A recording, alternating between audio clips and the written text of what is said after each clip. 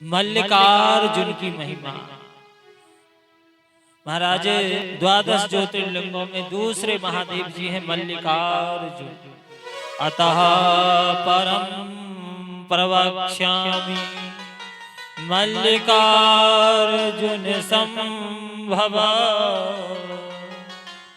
यम श्रुत्वा भक्तिमान। महाराज, मल्लिकार्जुन की कथा आती है कि भगवान ने कार्तिकेय जी ने तारकासुर का वध किया और वध करने के बाद कथा समय को ध्यान में रखते हुए अपने मन को लेकर के चलते हैं। आज गणेश भगवान का विवाह महोत्सव की कथा है। तो शेष जो द्वादश ज्योतिर्लिंगों की कथा है उसको हम लोग कल श्रवण करेंगे और अपने मन को लेकर के चलते हैं गणेश भगवान के विवाह महोत्सव की ओर। आगे महाराज,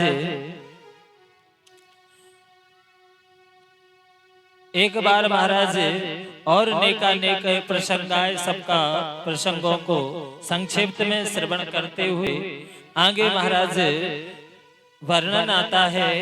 कल आप लोग श्रवण कर रहे थे महाराज, गणेश भगवान, कार्तिकेय जी, भोलेनाथ बाबा, माता पार्वती सुंदर कैलाश पर्वत पर रहते हैं आनंद से।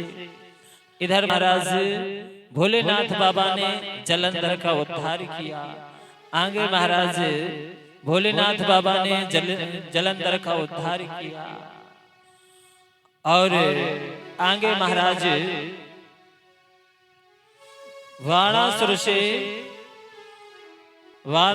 शिव भक्त था। वाणासुर महाराज भोलेनाथ बाबा का अनन्य भक्त था। भोलेनाथ बाबा की खूब सेवा करता था, खूब भजन करता था। भोलेनाथ बाबा ने कहा, तुम चिंता मत करो, मैं तुम्हारी रक्षा करूंगा। रक्षा का वचन दे दिया। अब महाराज क्या हुआ, एक बार महाराज बाणासुर ने भगवान के पुत्र महाराज अनिरुद्ध को बंदी बना लिया।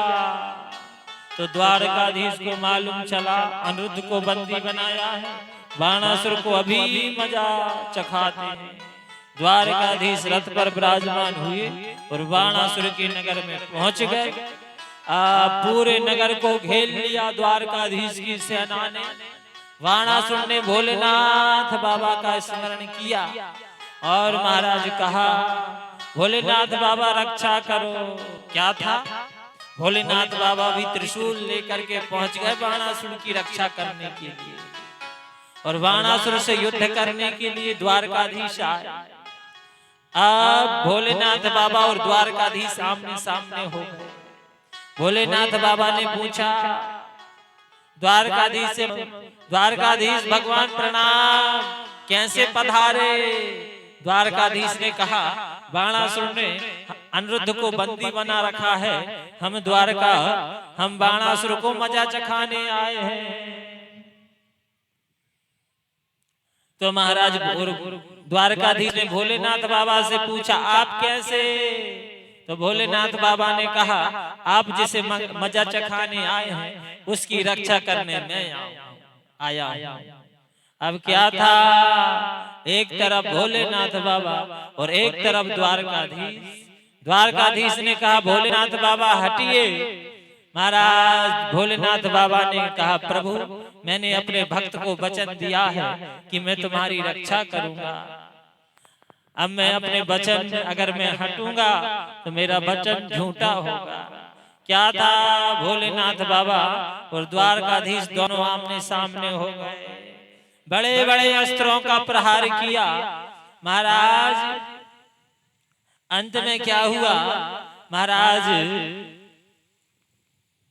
द्वारकाधीश भोलेनाथ बाबा को मोहित कर महाराज और भोलेनाथ बाबा ने इधर महाराज द्वारकाधीश आगे बढ़ गए।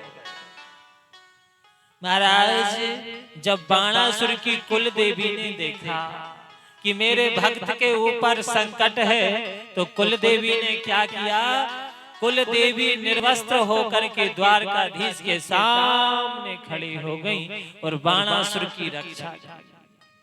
ये कथा हम सब संसारी जीवों को शिक्षा देती है कि प्रत्येक व्यक्ति को अपने कुल देवी देवताओं की पूजा आराधना अवश्य करना चाहिए। और बहुत से भक्त, बहुत सी मैया क्या करती हैं, कुल देवी देवता को कभी एक दीपक भी नहीं जलाती और वृंदावन, काशी, हरिद्वार दूर दूर दर्शन करने जाती हैं। तो वे देवी देवता कहते होंगे मैया, वृंदावन बिहारी लाल कहते होंगे ठाकुर जी मैया मेरे पास बाद में आना, पहले अपने कुल देवता को दीपक तो चलाओ। तो प्रत्येक देवी देवताओं को, कुल देवी देवताओं की पूजा अवश्य करनी चाहिए, क्योंकि कुल के जो देवता होते हैं सबसे पहले हमारी रक्षा वही करते हैं। एक कुल के देवता, दूसरे पितृदेव, जो पूर्वज होते हैं, पितृ होते हैं, उनकी सेवा, उनके निमित्त दान पुण्य हम लोगों को अवश्य करना चाहिए। अगर हमारे पितृ प्रसन्न हैं तो महाराज कोई देवता हमारे ऊपर कृपा नहीं कर पाएंगे, नहीं कर सकते। देवताओं से भी पहला स्थान पितरियों का होता है। तो महाराज अपने पूर्वजों को प्रसन्न, पूर्वजों के निमित्त दान पुण्य अवश्य करना चाहिए। आगे महाराज मैं निवेदन कर रहा था और महाराज सुंदर एक बार भोलेनाथ बाबा, आगे महाराज वर्णन आता है, भोलेनाथ बाबा नेकानेक लीला करते हैं।